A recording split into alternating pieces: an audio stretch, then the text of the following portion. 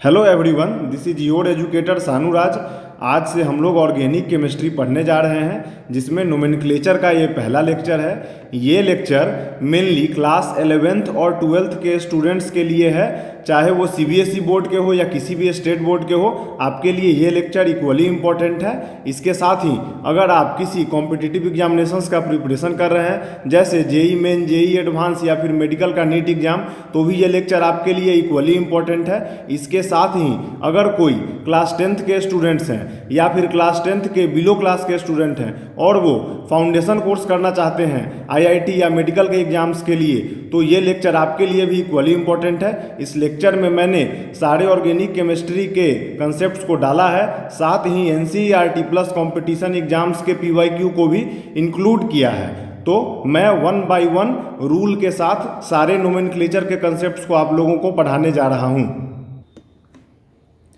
इस दिए हुए ऑर्गेनिक कंपाउंड का आईयूपीएसी नेम हम लोगों को लिखना है। तो कोई भी ऑर्गेनिक कंपाउंड जो दिया हुआ रहे, उसका नोमेनक्लेचर या आईयूपीएसी नेम लिखने का सबसे पहला रूल होता है पेरेंट चेन का सिलेक्शन। हम लोगों को जो दिया हुआ कंपाउंड है उसका पेरेंट चेन या जिसको मेन चेन कहते हैं उसको सिलेक्ट करना है। पेरेंट चेन होता क्या है? तो longest continuous chain of carbon atom in the molecule. जो दिया हुआ मॉलिक्यूल है उस मॉलिक्यूल में सबसे लंबा कंटिन्यूअस कार्बन का चेन जो होगा वही पेरेंट चेन या मेन चेन कहलाएगा। तो हम लोग सबसे पहले इस ऑर्गेनिक कंपाउंड का लॉन्गेस्ट कार्बन चेन या पेरेंट चेन चुनते हैं। तो देखिए, आप लोग देख रहे हैं कि अगर मैं यहाँ से लेकर के और यहाँ तक एक अगर चेन सेलेक्ट करूं, तो इस चेन में भी 1 2 3 4 5 6 7 8 9 10 कार्बन होंगे। इसके अलावा अगर मैं ये चेन चुनूं, जो चेन मैंने दिखा रखा है, अपने नोट्स में रिप्रेजेंट कर रखा है, तो इसमें भी 1 2 3 4 5 6 7 8 9 और 10 कार्बन चेन होंगे। इसके अलावा अगर हम लोग एक और चेन देखें, अगर हम लोग इस चेन को लें, तो इस चेन में हम लोग देख रहे हैं 1 2 3 4 5 6 7 8 9 कार्बन है। इसका मतलब है कि 10 कार्बन से ज़्यादा का कार्बन चेन इसमें पॉसिबल नहीं है। तो अब 10 कार्बन का 2 चेन है, एक ये चेन है 10 कार्बन का, और अगर इस चेन को हम लोग नहीं लेते हैं तो एक दूसरा ये चेन है जो कि ऑलरेडी आपके नोट्स में हाईलाइट किया हुआ है।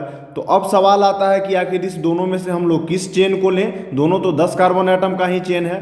तो अगर हम लोग ध्यान से देखेंगे तो इस कार्बन चेन में फर्स्ट सेकेंड थर्ड, इस थर्ड नंबर वाले कार्बन पे, इस कार्बन पे CH3CH2 यानी कि ethyl group as a substituent रखा हुआ है। और अगर हम लोग इस स्ट्रेट चेन को भी चुन लेते हैं तो इसमें भी फर्स्ट सेकेंड और थर्ड इसी कार्बन एटम पे सेम सब्स्टिट्यूएंट ग्रुप अटैच्ड है। इसका मतलब ये है कि दोनों 10 कार्बन वाला चेन ही है, ये चेन भी, या फिर उस चेन को नहीं लेकर के हम लोग ये चेन लेते हैं तो ये चेन भी। और दोनों में ये थर्ड पोजीशन कार्बन के साथ ही, ये थर्ड पोजीशन नंबर वाले कार्बन के साथ ही इसमें भी इथाइल ग्रुप अटैच्ड है। और अगर हम लोग ये वाला चेन लेते हैं तो इस चेन में भी यहाँ पे इथाइल ग्रुप अटैच्ड है। इट मीन्स ये दोनों चेन इक्वल है, सेम है, इस दोनों चेन का नाम भी सेम होगा। तो हम लोग अपने कन्वेनियंस के हिसाब से दोनों में से कोई भी चेन ले लेंगे, नाम सेम ही होगा। तो मैंने इस चेन का सिलेक्शन कर लिया है। अब सबसे पहला यही रूल है आईयूपीएसी नोमेनक्लेचर का कि select the longest carbon chain containing carbon atom. Carbon chain का सबसे लॉन्गेस्ट कार्बन चेन का सिलेक्शन कीजिए, उसी को हम लोग पेरेंट चेन भी कहते हैं। तो ये 10 कार्बन का चेन का जब सिलेक्शन हम लोग करेंगे तो इस पार्टिकुलर ऑर्गेनिक कंपाउंड में तो हम लोगों के पास एक ही 10 कंपाउंड वाला 10 कार्बन वाला चेन है। लेकिन अगर कोई ऐसा कार्बन का कंपाउंड हम लोगों के सामने आ जाता है जिसमें कि मल्टीपल चेन्स आ जाते हैं 10 कार्बन वाले ही, तो उसका क्या रूल है? तो उसका एक इम्पॉर्टेंट रूल ये है कि select the parent carbon chain having highest number of carbon atom, but if there are 2 or more carbon chain, if there are 2 or more carbon chain having highest carbon number of atom, then select that carbon chain which contain more number of substituents or group attached with the parent chain. Means ऐसे condition में, जिस condition में अगर एक दिए हुए carbon compound में एक से ज़्यादा इक्वल नंबर ऑफ कार्बन वाले चेन हो जाएंगे, तो हम लोग उस कार्बन चेन का सिलेक्शन करेंगे जिस कार्बन चेन में सब्स्टिट्यूएंट्स का संख्या ज़्यादा रहेगा। सब्स्टिट्यूएंट्स वो ग्रुप हैं जो पेरेंट चेन के अलावा अटैच्ड हैं। जैसे हम लोगों ने इस चेन को पेरेंट चेन का नाम दे दिया है, ये चेन आपका पेरेंट चेन है, तो इस चेन के अलावा जो भी इसमें एक्स्ट्रा अटैच्ड है, यहाँ पे CH3, यहाँ पे CH3 CH2 और यहाँ पे CH2 CH2 CH3, ये सब्स्टिट्यूएंट्स हो जाएंगे। अब यहाँ पे तो एक ही कार्बन चेन है जिसमें 10 कार्बन का मैक्सिमम चेन निकल के आ रहा है, लेकिन अगर कोई ऐसा कंपाउंड दिया हुआ रहे जिसमें कि ये 10 नंबर ऑफ कार्बन एटम का चेन वाला 2 या 2 से अधिक चेन हो, जैसे यहाँ पे 2 कार्बन चेन हम लोगों को ऑब्टेन हो रहा है, एक ये चेन और दूसरा ये चेन, लेकिन इस दोनों कार्बन एटम के चेन में थर्ड पोजीशन पे यहाँ पे एक सब्स्टिट्यूएंट अटैच्ड है, दूसरा सब्स्टिट्यूएंट्स यहाँ पे अटैच्ड है और तीसरा सब्स्टिट्यूएंट यहाँ पे अटैच्ड है। तो नंबर ऑफ सब्स्टिट्यूएंट्स हम लोग कोई भी चेन ले, इस दिए हुए क्वेश्चन में 3 ही आ रहा है, लेकिन अगर कोई ऐसा कंपाउंड आता है जिसमें 10 कार्बन का ही ये स्ट्रेट लॉन्गेस्ट चेन हो और कोई ऐसा चेन हो जिसमें नंबर ऑफ सब्स्टिट्यूएंट्स ज़्यादा हो, तो उस कंडीशन में हम लोग उसी चेन का सिलेक्शन करेंगे जिसमें सब्स्टिट्यूएंट्स का संख्या, सब्स्टिट्यूएंट्स का नंबर ज़्यादा रहेगा। यही आपका रूल कहता है कि इफ़ देयर आर 2 और more carbon chain having highest carbon atom of equal length और same number of carbon chain, then select that carbon chain which contain more number of substituents, जिसमें कि सब्स्टिट्यूएंट्स का संख्या ज़्यादा होगा। सब्स्टिट्यूएंट्स क्या होते हैं, तो जो ग्रुप अटैच्ड रहते हैं पेरेंट चेन से, उनको हम लोग सब्स्टिट्यूएंट्स कहते हैं। तो सबसे पहला काम हम लोगों ने कर लिया लॉन्गेस्ट कार्बन चेन चुनने का। उसके बाद अब रूल नंबर 2 है नोमेनक्लेचर का। रूल नंबर 2 ये कहता है कि अब आपको इसका 1 2 3 करके नेमिंग करना है, naming of the carbon chain, numbering of the parent chain. Rule number 2 states numbering of the parent chain. तो रूल नंबर 2 ये कहता है कि नंबर उधर से हम लोग देंगे जिधर से सब्स्टिट्यूएंट्स का नंबर लोएस्ट आएगा। जैसे यहाँ पे हमारा पेरेंट चेन ये है, अब हम लोग राइट टू लेफ्ट भी नंबरिंग के बारे में सोच सकते हैं या फिर यहाँ से ऐसे भी नंबरिंग के बारे में सोच सकते हैं, लेकिन हम लोग नंबर उधर से देंगे जिधर से सब्स्टिट्यूएंट्स का नंबर लोएस्ट होगा।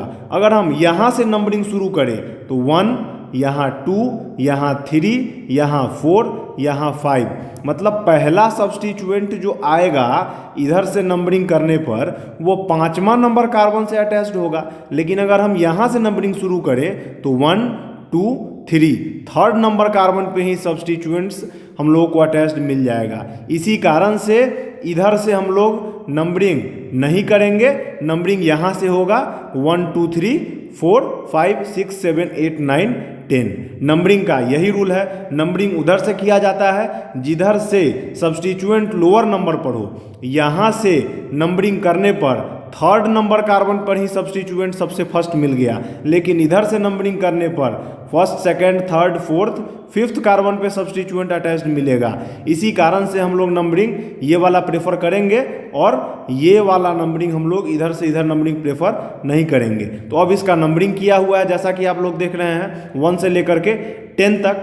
तो पहला काम था लॉन्गेस्ट कार्बन चेन चुनना, दूसरा काम था हम लोगों को इस पेरेंट चेन का नंबरिंग करना। नंबरिंग उधर से करेंगे जिधर से सब्स्टिट्यूएंट जो आएगा उसका नंबर लोएस्ट होगा। जब ये 2 काम कर लिए तो अब इसका नाम लिखना है। नाम लिखने में सबसे पहले हम लोग सब्स्टिट्यूएंट्स का नाम लिखेंगे और सब्स्टिट्यूएंट्स का नेम अल्फ़ाबेटिकल ऑर्डर में लिखेंगे। सबसे पहला सब्स्टिट्यूएंट्स एक ये है CH3CH2। इस सब्स्टिट्यूएंट का नाम है इथाइल। C2H5 इथाइल ग्रुप का फॉर्मूला है। ये CH3 है, मिथाइल है, और यहाँ पर 3 कार्बन का अल्काइल ग्रुप है, इसका नाम प्रोपाइल है। तो यहाँ इथाइल, यहाँ मिथाइल और यहाँ पे प्रोपाइल, 3 सब्स्टिट्यूएंट है। इस तीनों सब्स्टिट्यूएंट में इथाइल का नाम इंग्लिश अल्फ़ाबेटिकल ऑर्डर में ई से स्टार्ट है, सबसे पहले आएगा। उसके बाद एम मिथाइल का नाम आएगा, देन प्रोपाइल का नाम आएगा। तो हम लोग सबसे पहले सब्स्टिट्यूएंट का नाम लिखेंगे। तो यहाँ पे आप लोग देखिए 3rd नंबर पे इथाइल अटैच्ड है, तो मैंने सबसे पहले लिखा 3 इथाइल। देन 5वां नंबर पे मिथाइल अटैच्ड है, तो मैंने लिखा 5 मिथाइल। उसके बाद 6ठा नंबर वाले कार्बन पे प्रोपाइल अटैच्ड है, तो मैंने लिखा 6 प्रोपाइल। 3 ethyl, 5 methyl, 6 propyl. ये आपके सब्स्टिट्यूएंट्स का नाम लिखा गया। अब जब सब्स्टिट्यूएंट्स का नाम लिखा गया है तो हम लोग देखेंगे कि हमारा पेरेंट चेन में मैक्सिमम कार्बन कितना है। तो देख रहे हैं कि 10 कार्बन का ये पेरेंट चेन है। तो 10 के लिए रूट वर्ड होता है डेक, इसलिए हम लोगों ने यहाँ पे लिखा है डेक। और इस कार्बन कंपाउंड में 10 कार्बन एटम्स हैं और सारे कार्बन सिंगल बॉन्ड से जुड़े हैं। इसका मतलब है कि ये अल्केन ग्रुप के मेंबर हैं, इसलिए हम लोग डेक लिखने के बाद लास्ट में एन ऐड कर देंगे। तो इसका नेम हो जाएगा 3 इथाइल, 5 मिथाइल, 6 प्रोपाइल डेकेन। तो ये पहला कंपाउंड का नाम हम लोगों ने देखा।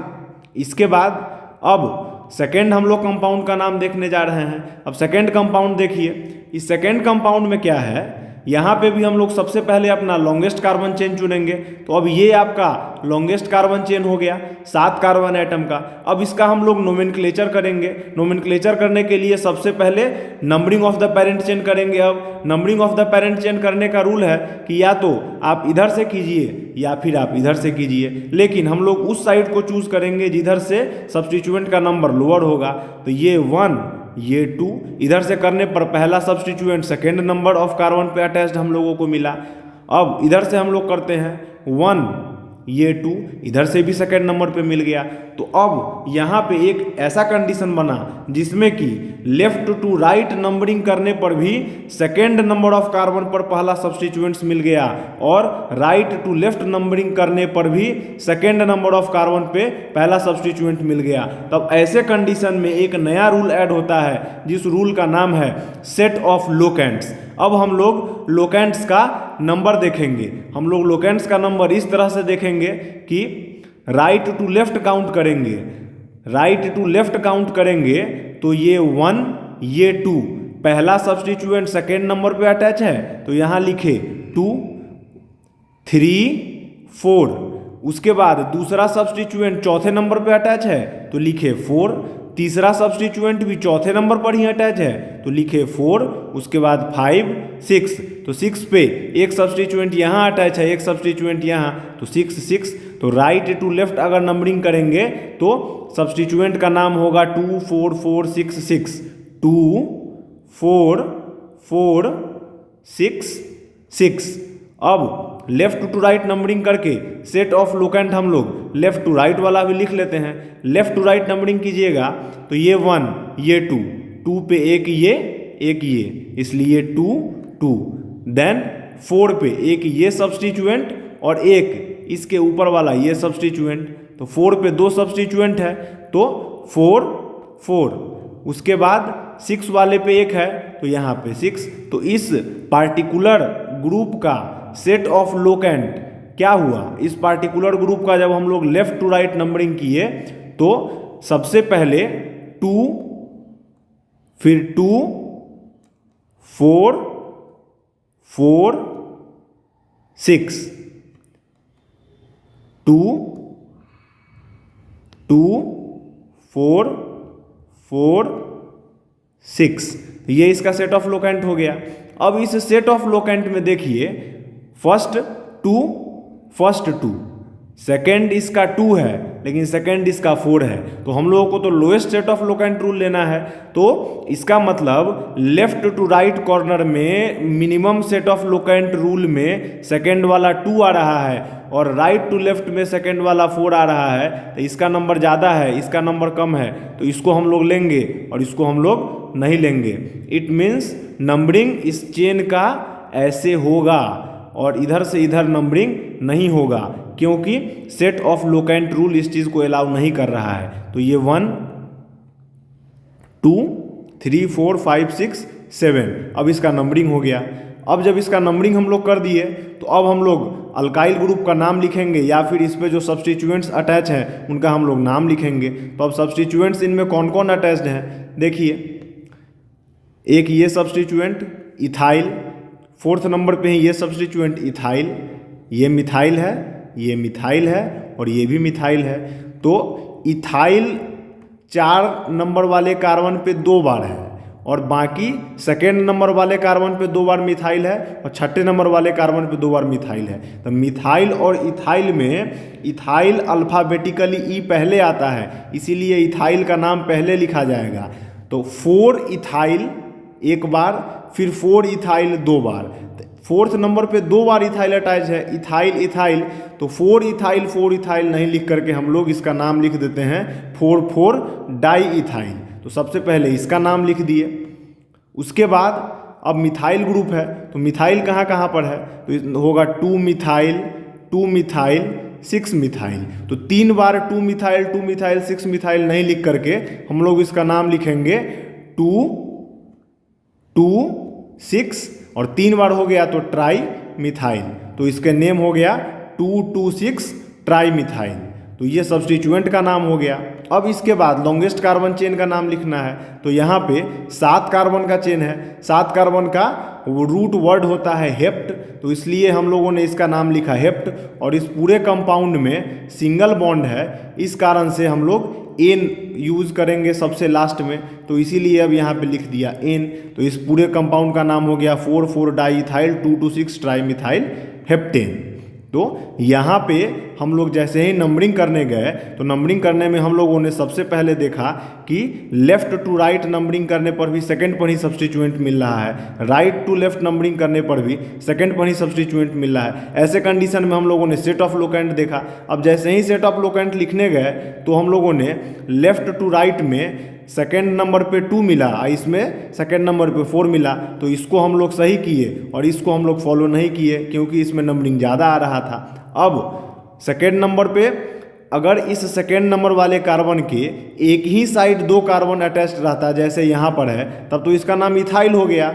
लेकिन इस कार्बन पे ऊपर एक मिथाइल है और नीचे एक मिथाइल है, इसका मतलब हो गया कि 2 मिथाइल या 2,2 डाई मिथाइल। चौथा नंबर वाले कार्बन पे 2 बार इथाइल ग्रुप है, तो 4 इथाइल या फिर 4,4 डाई इथाइल। उसी तरह 6 नंबर वाले पे 1 बार मिथाइल है, तो एक ही कंपाउंड में अगर 3 बार मिथाइल आ गया तो तीनों बार नहीं लिख करके हम लोग 2,2,6 ट्राई मिथाइल और 4,4 डाई इथाइल, और तब सबसे लास्ट में हम लोग 7 ग्रुप का है तो हेप्ट, और हर एक बॉन्ड सिंगल बॉन्ड है इसीलिए एन इसका नेम हम लोग लिख देते हैं। अब इसके बाद lowest set of locant rule हो गया। अब थर्ड नंबर कंपाउंड देखिए, इसमें एक नया चीज़ मैं सिखाता हूँ आप लोगों को। और इस कंपाउंड में सबसे पहले हम लोग लॉन्गेस्ट कार्बन चेन चुन लेंगे, तो यही 8 कार्बन का चेन सबसे लॉन्गेस्ट कार्बन चेन होगा। अब इसके बाद इसका नोमेनक्लेचर करना है, 1 2 3 लिखना होगा। तो 1 2 3 लिखना है तो ये 1 ये 2 ये 3, थर्ड नंबर वाले पे पहला सब्स्टिट्यूएंट मिला हम लोगों को। अब राइट टू लेफ्ट कीजिए, ये 1 ये 2 ये 3, थर्ड नंबर वाले पे यहाँ पर भी हम लोगों को पहला मिल गया। तो अब हम लोग सेट ऑफ लोकेंट रूल देखेंगे क्योंकि दोनों में सेम साइड से मिल गया है। तो अब सेट ऑफ लोकेंट रूल देखिए, सेट ऑफ लोकेंट में अगर लेफ्ट टू राइट जाएंगे तो सबसे पहले इस थर्ड नंबर वाले कार्बन पे सब्स्टिट्यूएंट मिला, उसके बाद 6th नंबर पे मिला।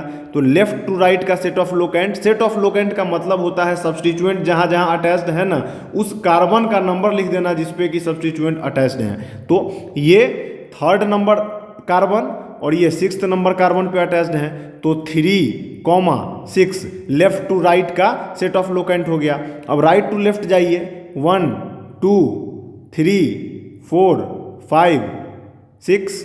इसका मतलब है कि अगर आप दोनों साइड से जाइएगा तो सेट ऑफ लोकेंट आपको 3,6 सेम ही मिलेगा। अब यहाँ पे राइट टू लेफ्ट जाइए या लेफ्ट टू राइट जाइए, दोनों साइड से सेट ऑफ लोकेंट मतलब लेफ्ट टू राइट जाने पर भी फर्स्ट सब्स्टिट्यूएंट थर्ड पे, सेकंड सब्स्टिट्यूएंट सिक्स्थ पे, और राइट टू लेफ्ट नंबरिंग करने जाने पर भी पहला सब्स्टिट्यूएंट थर्ड पे और दूसरा सिक्स्थ पे आ रहा है। अब सेट ऑफ लोकेंट सेम है तो हम लोग एक बार चेक कर लेंगे कि क्या हमारा जो अल्काइल ग्रुप या फिर सब्स्टिट्यूएंट अटैच्ड है वो सारा सेम सब्स्टिट्यूएंट है। अगर सारा सब्स्टिट्यूएंट सेम है मतलब ये सब्स्टिट्यूएंट और ये सब्स्टिट्यूएंट, ये दोनों सब्स्टिट्यूएंट अगर एग्जैक्टली सेम रहेगा 100%, तब तो आप ऐसे कंडीशन में राइट टू लेफ्ट नोमेनक्लेचर या लेफ्ट टू राइट नोमेनक्लेचर में 1 2 3 दाहिना से बायां या बायां से दाहिना किधर से भी लिख दीजिए सेम हो जाएगा। लेकिन यहाँ पे हम लोग देख रहे हैं कि ये दोनों सब्स्टिट्यूएंट अलग अलग है, एक इथाइल है और एक मिथाइल है। तब ऐसे कंडीशन में हम लोग सब्स्टिट्यूएंट का नाम देखेंगे और जो सब्स्टिट्यूएंट का नाम इंग्लिश अल्फ़ाबेटिकल ऑर्डर में पहले आएगा उसका नंबरिंग जिस साइड से नंबरिंग करने पर कम पड़ेगा उस साइड से ही नंबरिंग होगा। तो यहाँ पे ये इथाइल है और यहाँ पे ये मिथाइल है, तो इस इथाइल का नाम ई, तो इसका नंबरिंग लोअर आना चाहिए। मिथाइल का नाम एम, इसका नाम इथाइल के बाद भी आएगा तो चलेगा। तो अब अगर आप लेफ्ट टू राइट नंबरिंग कीजिएगा इधर से इधर, तब थर्ड नंबर पे इथाइल का नंबर आ रहा है। लेकिन यहीं पे आप अगर राइट टू लेफ्ट नंबरिंग कीजिए तो ये 1 2 3 4 5 ये छठा नंबर कार्बन पे इथाइल अटैच्ड होगा। तो लेफ्ट टू राइट हम लोग अलाउ करेंगे, नंबरिंग करेंगे, क्योंकि ये इथाइल का नंबर 3 आ रहा है। और राइट टू लेफ्ट हम लोग नहीं करेंगे क्योंकि राइट टू लेफ्ट करने पर इथाइल का नंबर यहाँ पे 6 नंबर आ जाएगा। इसीलिए इसका नंबरिंग लेफ्ट टू राइट किया हुआ है 1 2 3 4 5 6 7 8। अब नंबरिंग हो गया तो सब्स्टिट्यूएंट का नाम लिखना है। तो सब्स्टिट्यूएंट थर्ड नंबर पे इथाइल तो 3 इथाइल, छठे नंबर वाले पे मिथाइल तो 6 मिथाइल। लॉन्गेस्ट कार्बन चेन कितने एटम का है तो 8 एटम का है, तो ऑक्ट, और हर जगह सिंगल बॉन्ड है इसीलिए एन। तो इस कंपाउंड का नाम हो गया 3 इथाइल 6 मिथाइल ऑक्टेन। तो इस तरह से हम लोग ने तीनों का नोमेनक्लेचर किया। तो आप लोगों ने देखा कि नंबरिंग किधर से हुआ, numbering will be done from that side of chain alphabetical substituent get lower number, substituent come first in alphabetical order get lower number of numbering. वैसा सब्स्टिट्यूएंट जो अल्फ़ाबेटिकली पहले आता है उसका नंबरिंग लोअर देंगे। मतलब इथाइल का ई पहले है, मिथाइल का एम बाद में है, तो इसीलिए E will be assigned lower number in numbering. तो ये रूल था। अब अगर आप लोगों में से किन्हीं को स्मॉलेस्ट अल्केन का नेम नहीं आता हो या फिर अल्काइल ग्रुप का छोटा मोटा नाम नहीं आता हो, तो एक बार मैं लास्ट में वो भी रिकैप करवा दे रहा हूँ इसी लेक्चर में। अगर एक कार्बन ही है दिए हुए कार्बन कंपाउंड में मीन्स CH4 है तो उसका नाम होगा मीथेन, और इस मीथेन से एक हाइड्रोजन हटा दिया जाए तब जो अल्काइल ग्रुप बनेगा उसका नाम होगा मिथाइल। सिमिलर वे में अगर 2 कार्बन है तो इथेन, और इस 2 कार्बन वाले चेन से अगर एक हाइड्रोजन को रिमूव कर दिया जाए तो इथाइल। 3 कार्बन वाले को प्रोपेन कहेंगे और इससे अगर एक हाइड्रोजन हटा दिया जाए तो इसका नाम होगा प्रोपाइल। 4 कार्बन वाले को ब्यूटेन और इसका अल्काइल का नाम होगा ब्यूटाइल।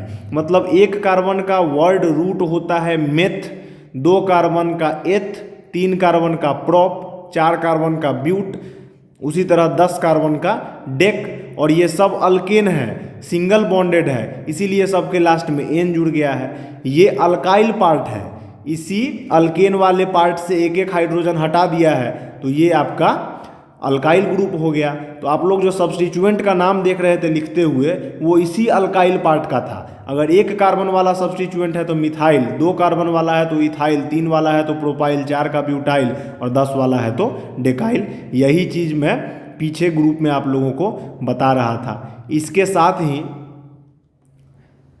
सेम उसी चीज़ का मैंने टॉपिक डाल दिया है कि 1 कार्बन वाले अल्केन को मीथेन, और अगर यहीं पे अल्काइल पार्ट रहे तो यह मेथ प्लस अल्केन का ANE को हटा करके और YL इसके जगह पे हम लोग लिख देते हैं। तो अगर इथेन है तो इथाइल 3 कार्बन का प्रोपेन या प्रोपाइल, 4 कार्बन का ब्यूटेन या अल्काइल रहेगा तो ब्यूटाइल, 5 कार्बन का पेंटेन या अगर अल्काइल रहेगा तो पेंटाइल, हेक्सेन या हेक्साइल, हेप्टेन या हेप्टाइल, ऑक्टेन या ऑक्टाइल, नोनेन या नोलाइल, डेकेन या डेकाइल। तो अगर ये अल्केन है तब तो लास्ट में पेंट, हेक्स, हेप्ट ये सब चीज़ लिख करके, पेंट, हेक्स, हेप्ट ये सब चीज़ लिख करके लास्ट में ANE लगा दीजिए। लेकिन अगर ये अल्काइल पार्ट है तो इसी ANE को हटा करके लास्ट में और इस ANE के जगह पर YL लगा देना है, आपका अल्काइल पार्ट हो जाएगा। तो ये 10 तक का था। 10 के अलावा कुछ इंपॉर्टेंट और हैं जो एग्जाम्स में आप लोगों को पूछे जाते हैं या इम्पोर्टेंट हैं, उसको मैं यहाँ पे लिख दिया हूँ। 11 वाले का रूट वर्ड होता है अनडेक, और अगर अल्केन है तो ANE, अगर डबल बॉन्ड रहेगा तो ANE के जगह पर ENE, और यही अल्काइल पार्ट हो जाएगा तो इसी के जगह पे हम लोग YL लिख देंगे। यहाँ पे 12 कार्बन वाला अगर रहेगा तो उसका होता है डोडेक, और लास्ट में ANE या अल्काइल रहेगा तो डोडेक YL।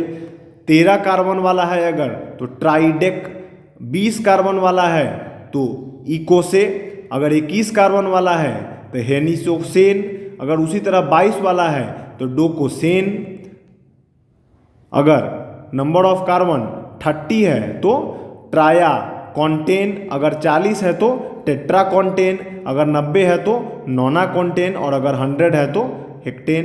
तो ये लिस्ट आप लोग अपने कॉपी में नोट कर लीजिएगा।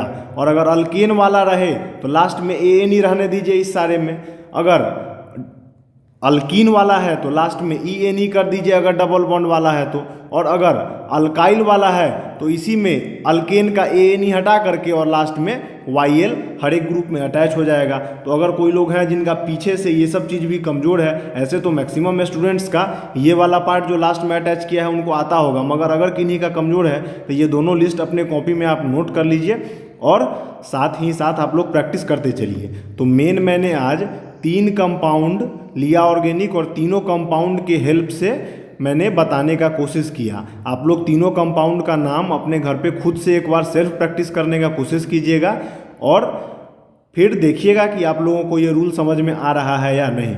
ऑर्गेनिक कंपाउंड का मैं बहुत लंबा लेक्चर नहीं लाऊंगा, मैं कोशिश करूंगा कि 20 मिनट से लेकर के आधा घंटा तक का मैं लेक्चर लाऊं, और उसी में मैं डेली बेसिस पर आप लोगों को कंसेप्ट सिखाता जाऊंगा। ये पहला लेक्चर था। आप लोगों को ये लेक्चर कैसा लगा है आप कमेंट सेक्शन में ज़रूर बताइए। इस नोट्स जो कि मैंने लिखा है, इसका नोट्स मैं अपने टेलीग्राम चैनल पर डाल दूँगा। टेलीग्राम चैनल का लिंक मैं डिस्क्रिप्शन में भी पिन कर दूंगा, और मेरे चैनल पे भी टेलीग्राम चैनल का लिंक डाला हुआ है, वहाँ से आप मेरे टेलीग्राम चैनल को ज्वाइन करके इस PDF को डाउनलोड कर लीजिएगा।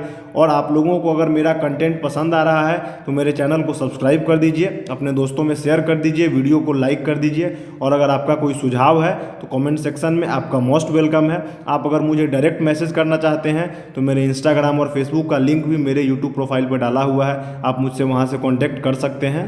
तो आप लोगों को मैं इसके बाद अब कल नेक्स्ट लेक्चर में नोमेनक्लेचर का नेक्स्ट रूल बताऊंगा, और उसमें मैं NCERT और कॉम्पिटिटिव एग्जाम्स के भी कुछ क्वेश्चंस लूँगा, और इसके नेक्स्ट सीरीज में इसके आगे का रूल्स IUPAC का पढ़ेंगे। IUPAC का रूल कोई यहीं पे ख़त्म नहीं हो गया है। अभी मैंने 3 एग्जाम्पल लिया, तीनों एग्जाम्पल में मुझे जितने रूल्स का नीड आया मैंने उतना रूल लिया। मेरा एक सिंगल प्रॉमिस है कि यहाँ पे मैं जो भी चैप्टर शुरू करूँगा उसका मैं 100% पढ़ाऊँगा। तो अगर मैंने नोमेनक्लेचर और ऑर्गेनिक केमिस्ट्री का शुरू कर दिया है तो ये मेरा प्रॉमिस है आप सभी से कि यहाँ पे आप लोगों को 100% ऑर्गेनिक केमिस्ट्री का सिलेबस कवर देखने को मिलेगा। तो नोमेनक्लेचर के इस सीरीज से आप जुड़े रहिए और अपने ऑर्गेनिक केमिस्ट्री को मजबूत करते रहिए। हम लोग 1 बाय 1 अपने छोटे छोटे वीडियोज़ के हेल्प से अपना 100% सिलेबस कवर करेंगे। तो हम लोग जल्द मिलते हैं नेक्स्ट वीडियो में। तब तक के लिए आप अपना ख्याल रखिए, नोट्स बना लीजिए, पढ़ाई करते रहिए। ठीक है, थैंक यू।